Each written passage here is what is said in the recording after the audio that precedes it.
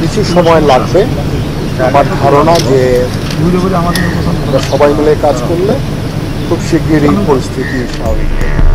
আগামী 24 ঘন্টায় দেশের পরিস্থিতি শান্ত হবে বলে হুঙ্কার ছেড়েছেন সেনাপ্রধান। জানিয়েছেন সেনাবাহিনীর নামে যে অপপ্রচার চলছে তা দমন করতে কয়েক ঘন্টায় যথেষ্ট।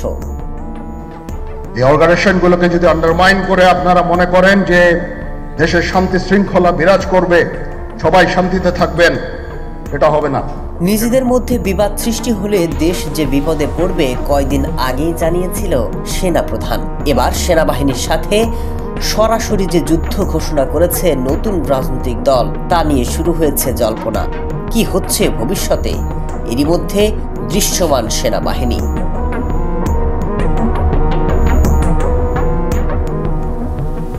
বাংলাদেশের চলমান সংকটে সেনাবাহিনীর যে ভূমিকা প্রথম থেকেই নিয়েছিল তা প্রশংসার দাবিদার।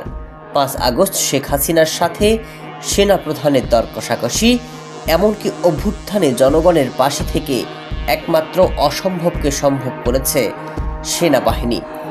একমাত্র সেনাবাহিনীর ভূমিকার কারণে সাধারণ মানুষ রাজপথে নামার সাহস দেখিয়েছে। এমন অবস্থায় নিজেদের স্বার্থে সেনাবাহিনীর সুনাম যারা ক্ষুণ্ণ করছে তাদের ছাড় নয়। এরই মধ্যে রাজপথে তল্লাশি থেকে শুরু করে টহল জোরদার করেছে বাংলাদেশ সেনাবাহিনী। সেনাবাহিনী না থাকলে দেশে গৃহযুদ্ধ হতো বলে অনেকে স্বীকারও করেছেন। শেখ হাসিনার পালায়ন থেকে দেশের আইন শৃঙ্খলা পরিস্থিতি নিয়ন্ত্রণে একমাত্র সেনাবাহিনীকে প্রাধান্য দিয়েছে জনগণ। পুলিশ, আনসার, র্যাবের ভূমিকা যখন প্রশ্নবিদ্ধ, ঠিক এমন সময় হাল ধরেছে সেনাবাহিনী।